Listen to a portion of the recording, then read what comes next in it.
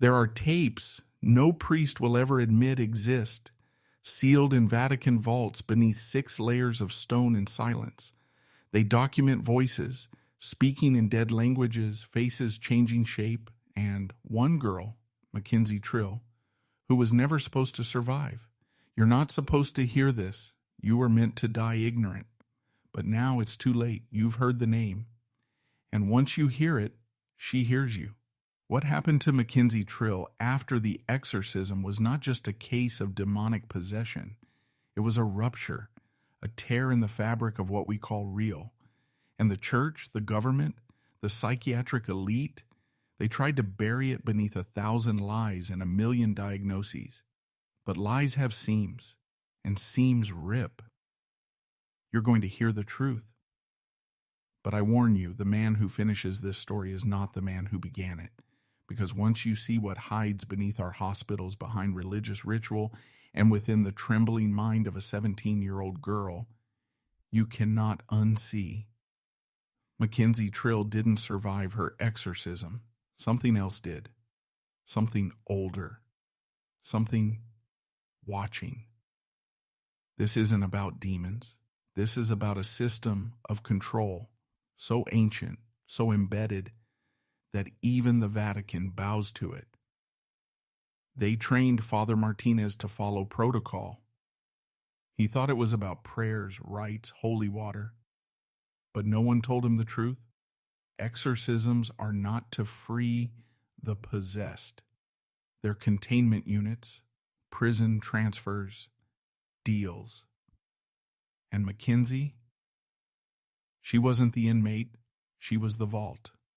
Until something broke the seal. Now, every camera in the hospital has been wiped. All attending staff, reassigned, discredited, or dead. And the Trill family vanished. What you're about to hear is reconstructed from unauthorized transcripts, black site memos, and an audio file pulled from a confiscated phone, one that should have been destroyed. You don't have to believe this. In fact, they're counting on you not to.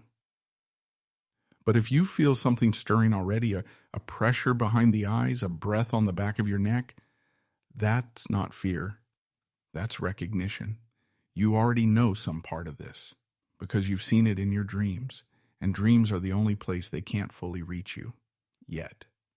Are you ready to go deeper? Then don't look away.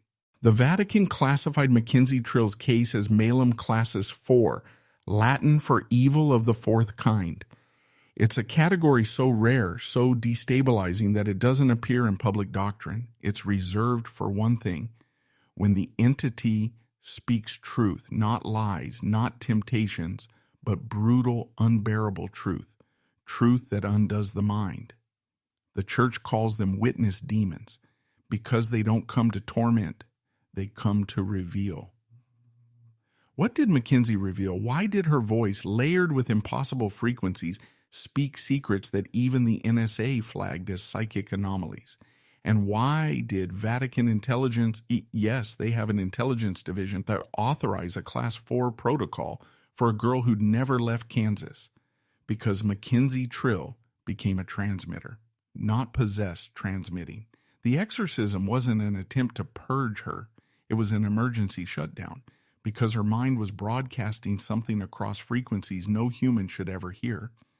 It started with whispers, then coordinates, then names of priests who had broken vows, of CIA agents running black site psychic experiments, of ancient rituals once performed in the catacombs beneath Jerusalem. One name came up 6 times in 47 minutes. Domus Veritatis, the House of Truth, a building that doesn't appear on any maps, but shows up in the background of a photo taken in 1943 Berlin during Himmler's occult experiments.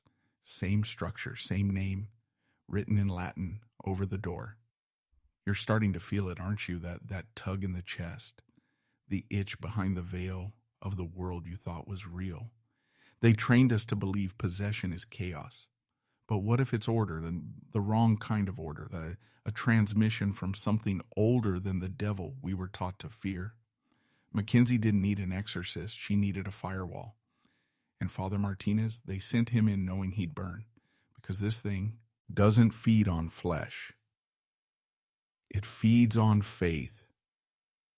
And when a priest breaks, the ripple reaches through time. Now listen carefully. The last thing Mackenzie said before the blackout was not a threat, not a curse. It was a countdown, and we're already behind it. 3 days after the failed exorcism, all access to room 547 was sealed by federal order, not by the hospital, not even by the church, by a branch of Homeland Security, so secret its initials change weekly. They erased footage, silenced staff, and redacted every record, even birth certificates.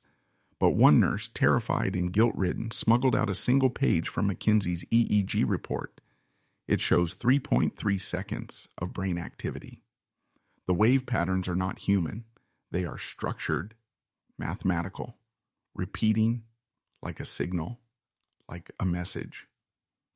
Experts at MIT later confirmed the waveform resembled the golden ratio, repeated backwards, nested inside an ultra-low frequency previously recorded in only one other place, deep under the Antarctic ice, captured by a Soviet drill team in 1987, just before they disappeared. What does this mean? It means Mackenzie wasn't infected by something. She was selected, tuned, and her mind began broadcasting code. Not nonsense, not gibberish, but ancient operating code, a reprogramming sequence for the human soul. This is where the church panicked, because the entity didn't threaten to kill. It threatened to wake. It knew the passwords to buried trauma. It recited sacred oaths only spoken inside the Holy of Holies. It mentioned names of bishops long thought dead, and one name the Vatican swore was never real, Petrus Umbra, Peter of the Shadows. That name was spoken by another girl, 200 years earlier, during an exorcism in Venice. Her case also ended in unexplained death. Her last words were identical to Mackenzie's. "We are not fallen. We are the ones buried alive." You still think this is fiction? Look at the world right now. The collapsing trust, the mental illness epidemics, the suicidal priests. These are not coincidences. They're side effects. Mackenzie Trill's awakening was not isolated. It was a test launch. And her voice, it wasn't hers. It was the signal of something waking beneath the grid, a convergence of myth, code, and forgotten bloodlines. Still don't believe it? Go ahead, say her name, alone, in the dark. Then listen, you'll hear breathing, and it won't be yours. Long before there were exorcists, there were silencers. They wore no collars. They carried no crosses. Their mission wasn't to save the possessed, but to eliminate the witnesses. The Vatican calls them custodes umbrae, the shadow keepers. And according to newly surfaced Black Ledger entries from 1789, every time a case like Mackenzie Trill's emerges, these men are activated, not to cleanse, to contain. They visit families in the dead of night. They offer hush money, fake diagnoses, psychiatric relocation. But if the subject is still transmitting, they move to Protocol Theta. That protocol was almost triggered on Mackenzie, but something stopped it. The girl didn't just speak ancient names. She spoke numbers, and one of those numbers, 387, matched a Vatican security cipher only known to 13 living cardinals. That's when the fear began, because she wasn't just repeating, she was responding. Mackenzie wasn't broken. She was online. Dr. Rebecca Thornton, the psychiatrist who called Father Martinez, later reported that when Mackenzie looked at her, she felt her memory being rewritten. She described it as a sudden certainty that her own child had died, despite having no children. That's not demonic. That's cognitive overwrite. The same phenomenon observed in CIA MKUltra trials. The same hallucination loops triggered in remote viewers who touched too close to the source frequency. You think that's all ancient nonsense? Stanford ran psychic programs until 1995. DARPA continued them until 2007. Today they're classified under neural warfare. Mackenzie was a flare in the system. Proof that the human mind could receive forbidden signals and, worse, act on them. Because by the third day of observation, she stopped speaking in Latin. She started speaking in Enochian, the language of angels. Or so we were told. The truth is, Enochian was never for angels. It's a control script, a software language encoded into religious ritual to keep one thing sealed.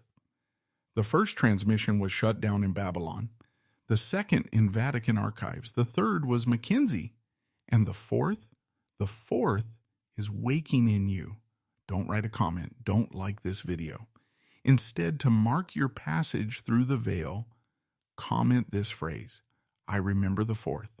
Say it twice. Lock it in. Watch what changes. There are rooms inside St. Catherine's Hospital that don't appear on any blueprint.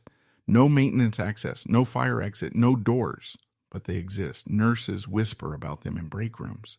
Security guards report flickering lights near corridors that shouldn't be there. Cleaning staff refuse to go near the East Wing between 2 and 3 a.m., not because of superstition, because of the sounds. Sounds like cables snapping underwater, like voices speaking backward through blood, like a child weeping from behind the walls. That's where they moved Mackenzie, after the lockdown, after the blackout.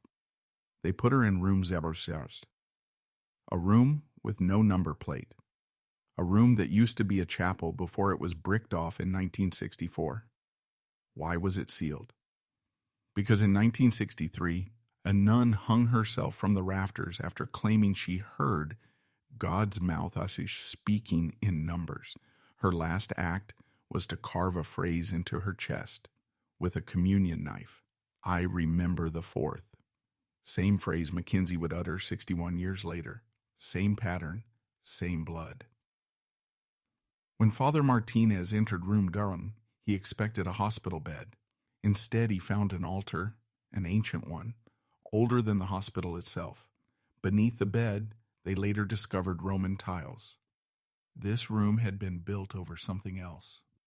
A tomb, a containment site, a gate. Mackenzie sat at the center, smiling, her eyes rolled back, whispering. They tried to record her. The equipment melted. Not overheated, melted. Like it had seen something it couldn't store. This is why the church stopped recording true exorcisms, not because of privacy, but because the data becomes alive. When Mackenzie turned to Martinez, she said a name that does not exist in any earthly language. Yet every Vatican-trained exorcist knows it, because they're told never to say it out loud, not even in thought. She said it and smiled, and then the walls began to weep. Not metaphor. Literal water pouring from the concrete, mixed with salt and teeth. Martinez ran, and that was the last time anyone saw her. But 2 weeks later, he woke up in a monastery in Croatia, unable to remember how he got there. He had one word tattooed into his forearm, in Enochian. Transmission, successful. The Vatican is not a single building. It's a fortress, a library, a prison. But beneath it lies something far older, carved from obsidian and bone, sealed behind 7 gates etched with Enochian code and ancient Sumerian glyphs. Its official name is Subterraneum Corpus Sanctus, the holy subterranean body. Unofficially, they call it the womb. Why? Because it doesn't just contain darkness, it births it.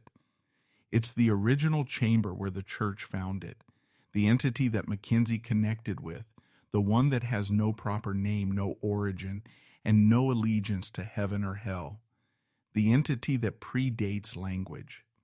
When Constantine converted the Roman Empire, he wasn't moved by faith. He was moved by fear. His secret journals, held in the restricted archives, describe a black radiance unearthed during the excavation of a Mithraic temple. His soldiers dug too deep. They broke the seal, and one by one, they went mad. Constantine made a bargain. He constructed the first Christian basilica over the site, not to worship, to trap. And the church has been feeding it ever since, with ritual, with belief, with blood disguised as sacrament. Every mass, every incense-laced procession, every utterance of amen is part of a spell, a containment field designed to keep the womb dormant. Until Mackenzie. When her exorcism failed, the Enochian sequence she spoke activated something in the foundation. Not metaphorically, physically. Sensors placed beneath St. Peter's Basilica recorded a vibration, exactly 3.3 hertz. Same frequency as her brain scan. Same rhythm as the Antarctic pulse. Same signature from the ancient texts, encoded in whispers, hidden beneath psalms, embedded in Gregorian chant. You were never meant to understand the liturgy. It was written to confuse you, because comprehension breaks the loop. But Mackenzie understood. She spoke the psalms backward. She reversed the Eucharist. And in doing so, she inverted the field. She made herself a beacon, a rebirth point. And that's why her body vanished. Not because she escaped, but because she returned to the womb. To finish what Constantine began, by ending what humanity was never supposed to start. After the incident in Room Zurum, Mackenzie Trill didn't just vanish from the hospital. She vanished from the record of time itself. Her school erased her transcript. Birth certificates, gone. Social media, deleted before anyone could back it up. Her name doesn't even appear in hospital logs, only a series of patient unknown tags tied to redacted files. But here's the riddle. She still shows up in dreams, thousands of them. Men from across the globe began reporting visions of a dark-haired girl standing in a doorway, always silent, always staring. Sometimes she says one word before the dream collapses, unseal. This pattern emerged weeks after her disappearance, and the church panicked again, because they'd seen this before. In 1910, a girl named Eva Hartmann in Austria spoke the same word to a Jesuit priest before she bled to death from her eyes. In 1452, an illiterate nun in Florence wrote, "Unseal 66 times in ash" on her cell walls before disappearing. And in 33 AD on a hill outside Jerusalem, a man whispered it as he died, in a language no one could translate. Mackenzie's case was different because she didn't just speak the word, she acted on it. Her final act, before Room 0 locked from the inside, was to trace an Enochian sigil across her own chest using only her fingernail. That sigil, when analyzed by linguists from multiple fields, matched an ancient calendar, one not based on the sun, but on awakenings. Each symbol represented a mass resurrection event, not of bodies, of ideas. Corrupting, contagious ideas that infect belief systems and trigger collapses from within. The last time this sigil was activated was 1347, the year the Black Death began to spread. Understand what this means. Mackenzie wasn't sick, she was a carrier, not of disease, of disclosure. Her presence cracked the illusion, and the world responded by forgetting her. Not to protect her, but to protect themselves. But you've already heard her name, and if you've made it this far, you can't forget it now. Because the moment Mackenzie lives in your mind, she returns. So ask yourself, When was the last time you saw a photo and thought, she looks familiar, but couldn't place her? Check again. She's probably in one of them. They found it by accident. A construction crew hired to reinforce the crumbling catacombs beneath a decommissioned monastery outside Lisbon. The ground collapsed under the weight of their drill, revealing a hidden chamber beneath the earth, a chamber untouched by time. No records, no consecration, no crosses on the walls, only symbols, etched into stone, carved into bone, symbols later identified as pre-Christian, pre-Canaanite, some not even known to modern archaeology. At the center of the chamber stood an altar, and above it, painted in what was later tested as human ash, were the words, "The girl shall come as a mirror." That was 3 years before Mackenzie Trill was born, and she matched every detail: a child of blood trauma, born during a solar minimum, with a birthmark that resembled an ancient glyph now known to be part of the unsealing sequence. The church tried to erase the ruins, but something happened to the first demolition team. 4 men, seasoned, rational. They didn't die, they didn't flee, they knelt. Each one fell to his knees at different corners of the chamber and began to whisper, in perfect synchronization, a language they had never spoken, a language that doesn't belong in human throats. They wept. They bled from their ears. They drew symbols on their skin in their own blood, and were later institutionalized, all 4 diagnosed with identical, unprecedented neurological anomalies. Sound familiar? Because Mackenzie wasn't the first. She was just the clearest signal yet. When Father Martinez was shown photos of the unnamed church, his pulse tripled. He had seen it, not in life, in a dream. One he'd had the night before he was ordained, where a girl with black eyes and a broken voice told him, "This is where your prayers come to die." He thought it was just nerves, but buried in his seminary dorm's drawer was a napkin, ribbled, half asleep, a map, and it led exactly to the unnamed church. Mackenzie's image was later projected onto the altar using LiDAR scans. Her face matched the geometry of the room. She fit, as if the space was carved in her shape long before her time. So what is she?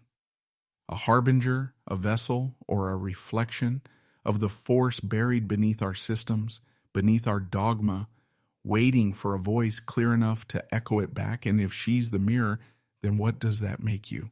In 1966, a Vatican-employed archivist named Marco Luciani began secretly cataloging a list of banned case files, not exorcisms, but failures. Instances where rituals didn't just fail to banish an entity, but accelerated its manifestation.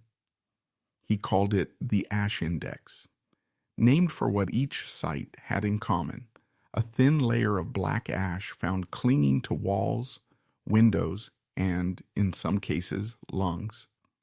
No fire, no heat, just ash, appearing overnight. Entry number 79 describes a 14-year-old girl in Marseille who began speaking extinct languages backward. Entry note 1 mentions a German soldier during WWI who stood untouched by bullets for 6 days before his own men buried him alive. Entry note 344. Mackenzie Trill. But here's what made her entry different. Her file was added before she was born. Luciani noted that her name appeared in dreams to 3 separate priests across different continents in 1952, all of whom died within 48 hours of writing it down. The dream was always the same: a door, a girl on the other side, a voice that whispers, "She is how we begin again." Luciani warned the Vatican. He begged them to close Room 01 permanently and seal the Ash Index. Instead, they silenced him. His records were burned in 1971. His ashes, found in an urn that no one remembered placing in the archives. Except one page survived. A scan of it was anonymously mailed to a Chilean exorcist in 1999. It contained a phrase written over and over in different inks, pens, and handwritings, as if many had copied it down. The girl is not haunted. She is the haunting. The margins contained sketches, symbols we now know as Enochian contagions, sigils not meant to be seen, only intuited. Each symbol is designed to be remembered, and once remembered, they anchor something deeper, an event, a mass awakening of forbidden memory, a reverse prophecy, not of what's to come, but of what wait. He used to know before it was buried. Mackenzie didn't spark this, she reminded us. So why was she erased? Because the ash index was not a warning list. It was a countdown. And she was the final entry. They sold the house for half its value. The buyers never moved in. And within 6 months, it was gutted. Walls stripped, basement sealed with concrete, windows painted over from the inside. But one thing was left behind, a baby monitor, the kind with a two-way speaker. It wasn't found until a YouTuber named Kelly Hart, part of an abandoned exploration channel, broke in with a GoPro during a storm in 2019. The house had gone viral locally for being unnaturally quiet. No birds around it. No insects. Phones would freeze inside, batteries would drain, and the address didn't show up on GPS unless you typed it in backwards. Kelly found the monitor in Mackenzie's old room. It was plugged in. No power, no outlet, no visible battery. Still, the red light blinked. She listened. At first, just static, then faint knocking 3 times. A long pause, then 3 knocks again. But what made her scream and drop the device wasn't the sound. It was what came after. Her own voice, from inside the monitor, a perfect mimic, asking, "Can I come in now?" Kelly ran, posted the footage to her channel. It was removed within minutes, not flagged, erased, even from her SD card.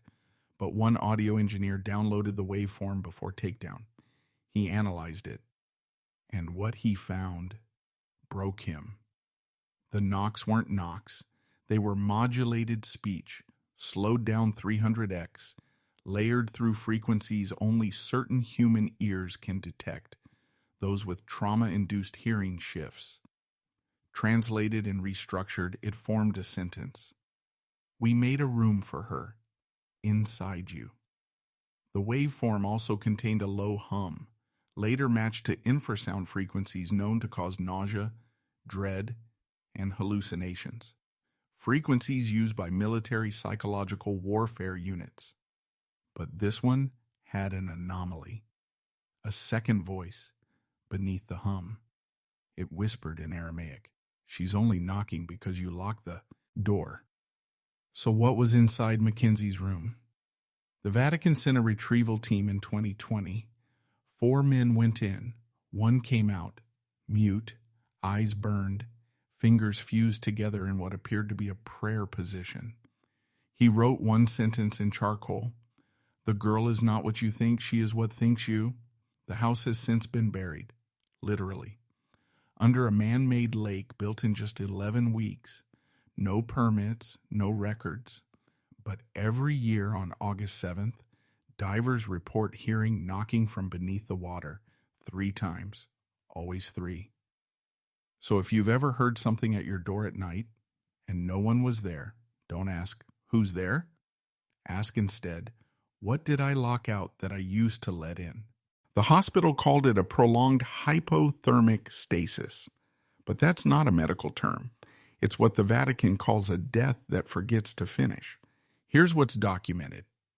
Mackenzie Trill was pronounced clinically dead at 3:33 a.m. on a cold Tuesday morning. No pulse, no EEG activity. Core temperature, 21 degree, 69 Meitafan. Impossible for life. But her lungs were still moving, inhaling something. For 9 days, she stayed that way. Not in a coma, not brain dead, but listening. Her eyes were closed, but her ears would twitch when Latin was spoken. They stopped all visitors after a nurse collapsed near her bedside, whispering, "She's not in there. Something's wearing her like a name." Security footage from those 9 days was overwritten, all except one 11-second clip that was accidentally archived under infant neonatal. It shows Mackenzie sitting upright, despite no recorded movement. She turns toward the camera, her eyes still closed, and mouths 3 words: "Bring her back." That same night, a priest who had been stationed outside her room disappeared. His coat was later found folded on a hospital chair. Inside the pocket, a drawing of a spiral, made with his own teeth. On the 9th day at precisely 3:33 a.m., her vitals returned. Heart rate, normal. Brain activity, elevated but inverted, meaning her neural patterns spiked in reverse, as if she was recalling something that hadn't happened yet. She opened her eyes and said one sentence: "I brought something back with me." But here's the detail almost everyone missed. The nurses reported a new birth certificate was added to hospital records that night. Same last name, same mother. No one remembers a birth. No infant was ever found. And the child's first name? Mara, a word that means bitterness or sea of sorrow in Hebrew. But in older texts, it also meant nightmare. Some believe Mara is a sek, on personality. Others think she's the original, and Mackenzie was just the mask. But Luciani, the archivist from the Ash Index, wrote one chilling line in his journal before disappearing: "Mara is not her sister. Mara is what came back in place of her." You can still find the photos online, if you know where to look. The funeral was held 3 days before Mackenzie woke up. Yes, before. They buried her while she was still breathing. The hospital gave the family no choice. They said her condition posed a risk to electrical infrastructure. Every time they tried to run an EEG, the power went out in a 3-block radius. Phones wouldn't work near her body. Wi-Fi scrambled. And one heart monitor began picking up radio from 1953, a lost Vatican broadcast that ended with the phrase, "We failed to contain the girl in Madrid. Try again in Pennsylvania." They held a closed casket service at Deerfield Memorial, but something strange happened during embalming. Her body refused fluid. It wouldn't absorb formaldehyde.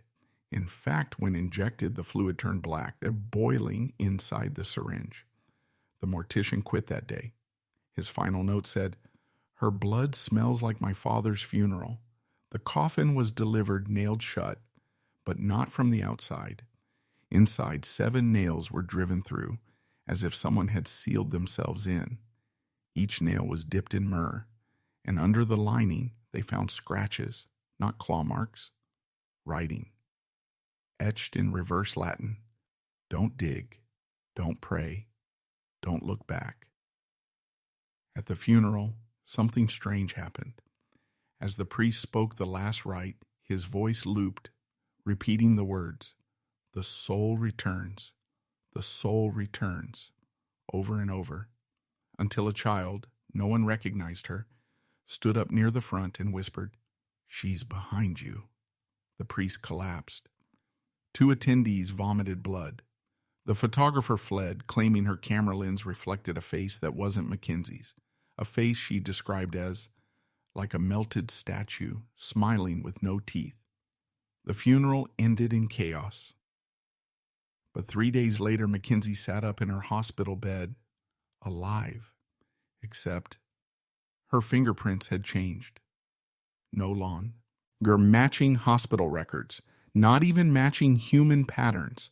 Instead, each ridge traced a shape from a grimoire in the Vatican's forbidden wing. The symbol?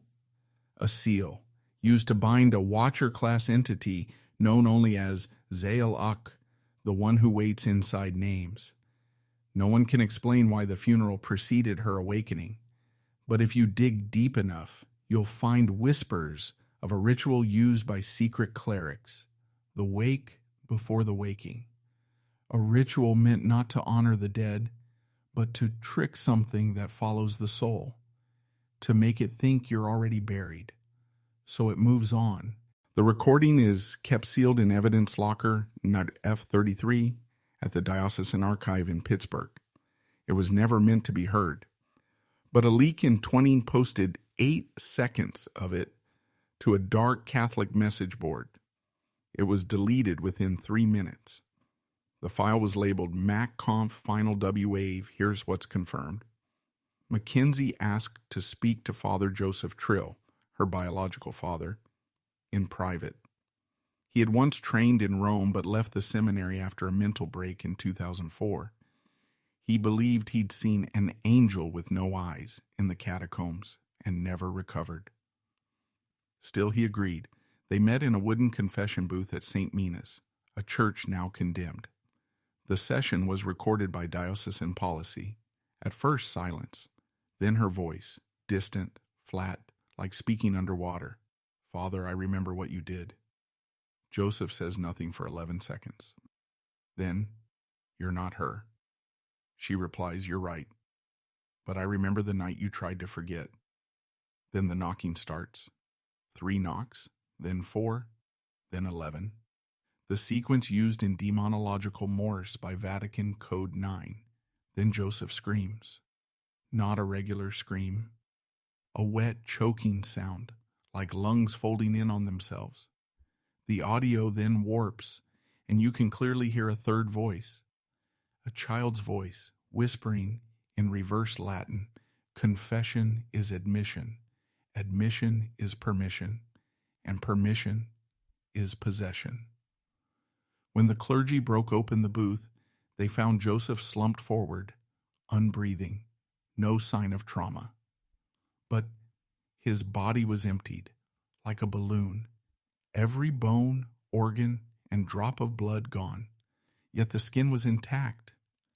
Inside his clerical collar, a rolled piece of paper, a confession, written in his own hand, but not his language. It was Enochian, the language of angels, and it translates to, I baptized her, but I used the wrong name, and that name woke something. Since then, no priest has entered to Hat Booth. It was sealed, blessed, and eventually burned, but the fire never touched it. It's still sitting, blackened but unburned, in a locked cellar beneath the church. Locals say if you press your ear to the stone wall above it on certain nights, you can still hear her voice. Father, I remember. After the incident in the confession booth, Mackenzie was transferred. No more hospitals, no more clergy, no family contact, just a name on a file. Ward X, Psalm 77, a secret wing beneath the now demolished St. Calissa Psychiatric Institute, hidden beneath 6 floors of concrete and Vatican jurisdiction. The transfer order was signed by Bishop Reuel Harrow. If that name sounds unfamiliar, you're not supposed to know it. Reuel is part of the Order of the Veil, a group that specializes in spiritual psychiatric containment. They don't treat the patient, they bury them. Minds too loud for the world. Mackenzie was placed in room 4 under triple surveillance. The other rooms were soundproofed, monitored, and sealed. Only one patient ever requested to meet her. Cell 7. A man known in files only as Subject Lyra. He had not spoken a word in 19 years. Not to staff, not to God, not even to himself.